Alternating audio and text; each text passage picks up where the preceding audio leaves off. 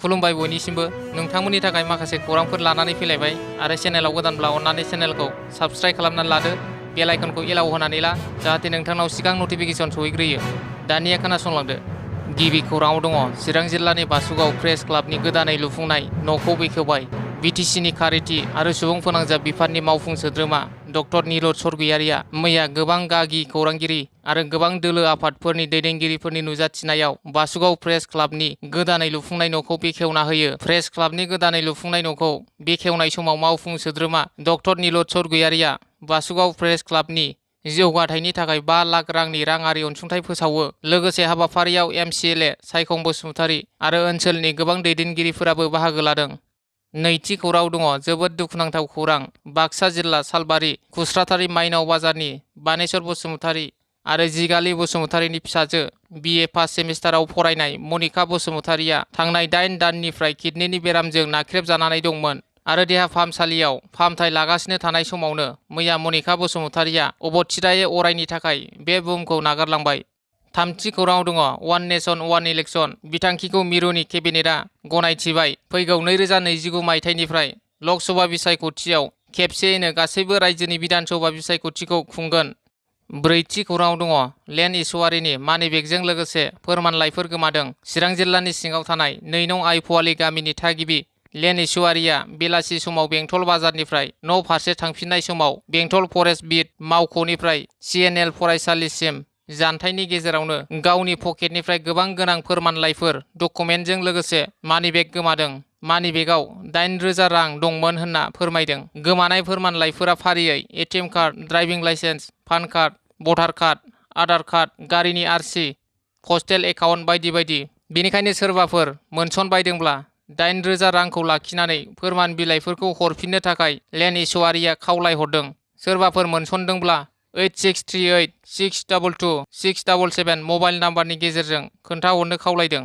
बाथि खौराङाव दङ आयेन बेरेखायै हाबनाय सुबुंफोरा बिटिआरआव 4 लाख बिगा हाखौ दखल खालामनानै दं। क'क्राझाराव बिटिआर क'अर्डिनेशन कमिटि आरो ट्राइबेल संघनि खौरां मेलनि गेजेरजों खोला कामरुप ट्राइबेल बेल्टनि हाफोरा ओनसोलाव सन्देह गोनां हाबसननानै थानाय सुबुंफोरखौ होखारनायनि थाखाय आसामनि गिबि मन्थ्रि डक्टर हिमन्त बिश्व शर्माखौ साबायखर होनायजों लोगोसे बिटिआर ओनसोलाव आयेन बेरेखायै हाबसननानै थानाय सुबुंफोरखौ होखारनांगौनि थाखाय दाबि खालामदों बिटिआर क'अर्डिनेशन कमिटि आरो ट्राइबेल संघआ। द'थि खौराङाव दङ गाबोननि समाव 99 रां बेसेननि टिकेटजों सिनेमा हलफोराव सावथुन नायनो मोनगोन। दा माल्टिप्लेक्स एस'सिएशन अफ इन्डिया सुंद'यै MAI आ 20 सेप्तेम्बरखौ बे बोसोरनि हायुङारि सावथुन सान महरै फोसावदों। 20 सेप्तेम्बराव हादरनाङैनो सावथुन नायनो मोजां मोनगिरिफोरा सायख'जानाय सावथुन आरो स्क्रिनफोराव 99 रांनि बेसेनावनो सावथुनफोरखौ नायनो हागोन। स्निथि खौराङाव दङ चिराङाव UPPL, BJP आरो AGP मावथिफोरनि सावराय जथुम। चिरांनि दालिगावनि RCCC न'ब्लाङाव 31 नं सिदली बिधानसभा जनजाति बियाबनि उफ्रा बिसायख'थिखौ लाना UPPL, BJP आरो AGPनि मावथिफोरनि सावराय जथुम जानानै थाङो। बे सावराय जथुमाव बाहागो लादों आसामनि गिबि मन्थ्रि डक्टर हिमन्त बिश्व शर्मा, बिटिआरनि गाहाय मावफुं सोद्रोमा प्रमद बर' आरो AGPनि MP फणिभूषण चौधुरी। बे सावरायनाय हाबाफारियाव बाहागो लानानै chief minister doctor Himanta Biswa शर्माया बुंथिदों दि उफ्रा बिसायख'थिया अक्ट'बर एबा नभेम्बरनि गेजेराव जागोन होनना बुङो। सामुगुरियाव BJP, बङाइगावआव AGP आरो सिदलीयाव UPPLनि बिजाथि फसंगोन होनना chief minister doctor Himanta Biswa शर्माया बुङो आरो गावनि फेसबुक पेजनि गेजेरजों chief minister doctor Himanta Biswa शर्माया माखासे गोनां बाथ्राफोरखौ मिथिहोदों। भारतीय जनता पार्टी, AGP आरो UPPLनि मोजां सोमोन्दोआ बिटिआरनि आबुं जौगानायनि गुबै गोहो। बे जौगानायनि दौलेंजों जों मोनसे आबुं जौगासार समायना बिटिआर दानायनि थिरांथा लादों। जोंनि बिटिआर ओनसोलाव BJP, UPPL आरो AGP जुथाइ सरकारा गोजोन आरो जौगानायनि मोनसे गोदान सल' सुजुबाय। फैगौ सिदली उफेरा बिसायख'थियाव जों फिन आरोबाव खनसे रायजोफोरनि हेफाजाब मागियो जाहाथे बे ओनसोलनि जौगानायखौ गोख्रोङै आवगायहोनो हायो। आरो बिटिआरनि गाहाय मावफुं सोद्रोमा प्रमद बर'आ बुंदों दि उफ्रा बिसायख'थिनि बिजाथिनि मुंखौ थाबैनो फोसावगोन। बिजाथि सायख'नायनि कमिटिखौ दाना लानाय जाबाय आरो बिथाङा बुंथिबावदों दि उफ्रा बिसायख'थियाव हेंथा दोलोआ जेबो गोहोम गोग्लैनाय नङा होनना बिटिआरनि CEM प्रमद बर'आ खौरांनि गेजेरजों बुंथियो।